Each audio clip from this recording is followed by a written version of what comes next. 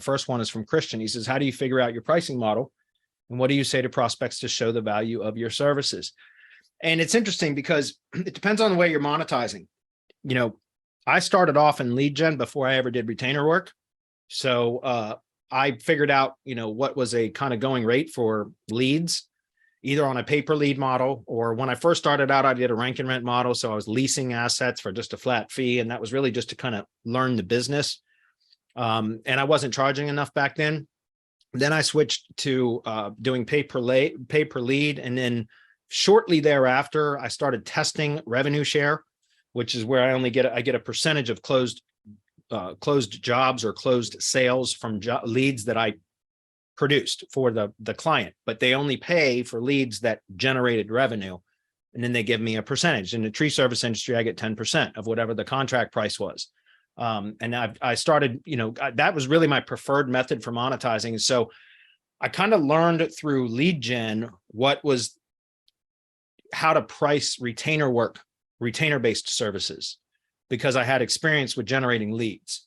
But if you don't have any experience with that, then, you know, to be able to kind of learn through trial and error, then that's where something like this local search survey comes in, right? Because you can use the data that they pulled together to kind of price your services. But I also have a program, a training program, and I've shared this before. Let me see if,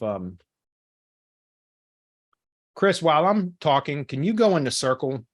I don't know how well you are with Circle, because I'm still not real good with it. But can you get I made the determining niche SOP. I believe that's publicly available. So I would, if you can, grab the link and post it in chat if you can. We'll try. Anyway, why I bring that up is not because I'm trying to, like, first of all, the determining niche or selecting an industry SOP that I'm referencing right now talks about how to go and select a niche and do industry research around that industry, and also find out how to price services if you're going to provide SEO services in that industry. And so I have very, very thorough training on how to do that. And I referenced the Bright Local Search Survey, but it was from last year. Okay. So, but as I'm saying, generally what I'll do is look at this kind of, I would recommend looking at what are, you know, typical local businesses paying for local marketing services. What are the average monthly retainers? Again, I've not looked at this one, the updated version, but last year it was about $1,550 per month is what their average retainer prices were for local SEO.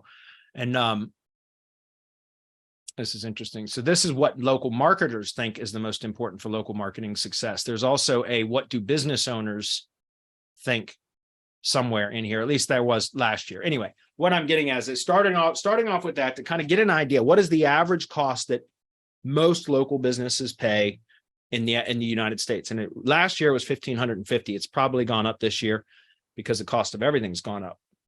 So that's a good starting point. But then you also have to go in and research the particular industry that you've selected, if you've selected an industry, which I highly recommend. I can't stress enough how important that is in order to be able to have a scalable agency. It's so much easier to scale if you're niche specific or industry specific. So, but then go in and look, see if there are other boutique or niche agencies that are dealing specifically or providing marketing services specifically to that industry. And do, you know, play a secret shopper. Right? Act as if you are a lead for that agency or those agencies, and go through their sales cycle. Seriously, go through it. Do some research. Do some recon in that industry to determine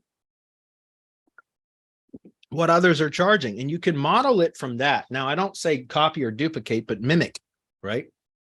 You can always do that, because look, if there are other agencies that are niche specific or industry specific agencies that are serving that industry, and they have pricing, you know, if they're doing any sort of Google ads or you know, anything like that, then they've probably already done the trial and error to determine the price points that are acceptable by that industry, if that makes sense. And that's always a good starting point. And then when you start providing services for whatever it is that you decide to charge, you can always dial that in, you know, refine it a bit to where it's more appropriate for whatever the products or services are that you offer. That's a good way to do it. Now, for me, like I said, with tree service contractors, I'm able to quantify the results very easily because of leads generated. Like, again, it's a totally different sales process when I'm selling retainer-based services than it is when I'm selling lead gen or rank and rent, which I don't really sell that right now. When we launch the directory hybrid agency program, I'll probably be doing a lot more of that, but or on a pay-per lead basis, whatever. Lead gen and retainer-based services, different pitch. It's a different conversation. What I like to do is in what I call a discovery call, because I always do a 2-call kind of sales call thing. It's a two call close, I guess they call it.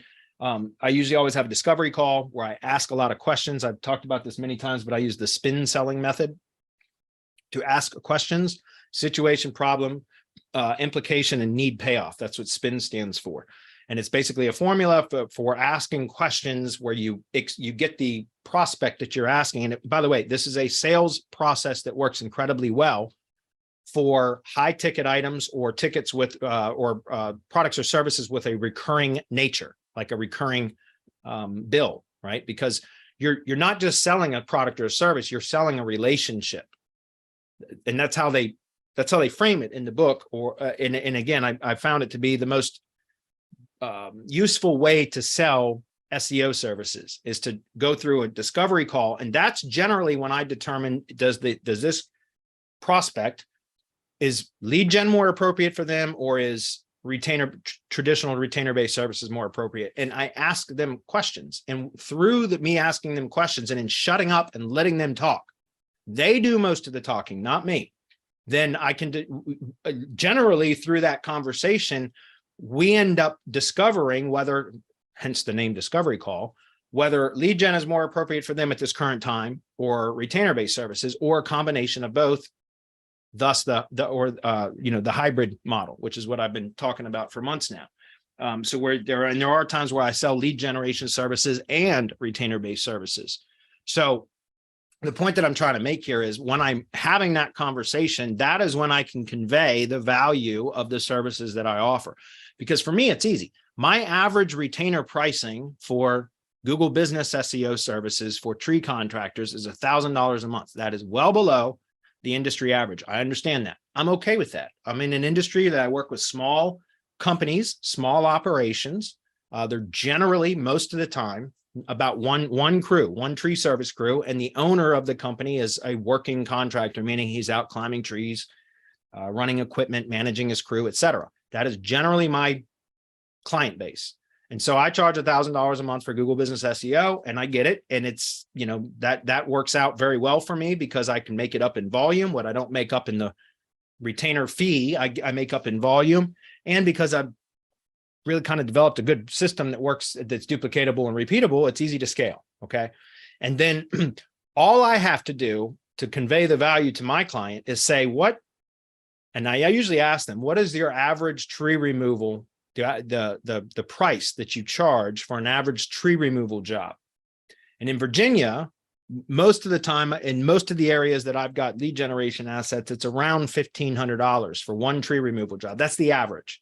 Interestingly enough, if I go over to Google and just do a quick search for average cost to remove a tree, this is that generative search thing or whatever. But what I like here was this one right here this is a Northern Virginia tree care contractor, one of the competitors that I compete against at times. But he says Virginia, for example, a large tree in an average front yard in Northern Virginia may cost approximately $2,500 to remove. And that is absolutely true for a tree removal in Northern Virginia because it's much more populated. There's also a lot of times you have to have cranes and things like that in order to remove them safely because you can't fell it, all that. I understand that. A lot of the more areas that aren't in the kind of urban areas, then it's more along the lines of what shows here in this old house is cost. The tree removal typically costs between $340 and $1,500. As I mentioned, most of the tree guys I talk to generally tell me about $1,500 for a tree removal job. So it's very easy for me to say the value of my service is all I have to do is produce one lead that results in a closed tree service or tree removal job. And it pays for my service for the month, more than pays for my service for the month. That's all I have to do is say one tree removal job is all that I have to generate for you, more than what you currently have to pay for my services. So it's a very easy sale for me to say that way. And so again, I like it that way because again, my industry, I deal with a lot of smaller contractors. I make it up in volume and it's easy for me to convey the value to just be able to, and I ask them the question, like, what is your average tree removal job?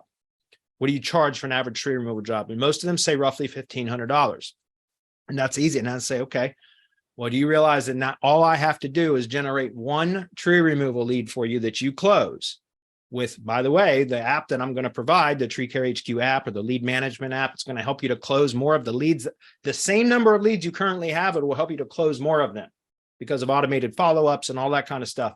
So all you have to do is close one more job per month from my services, and it more than pays for it. Don't you think that's worth it? And ask questions. Again, always asking questions, reinforcing, getting them to answer yes, yes, yes, right? Nodding your head as you're asked, hey, don't you think that's worth it?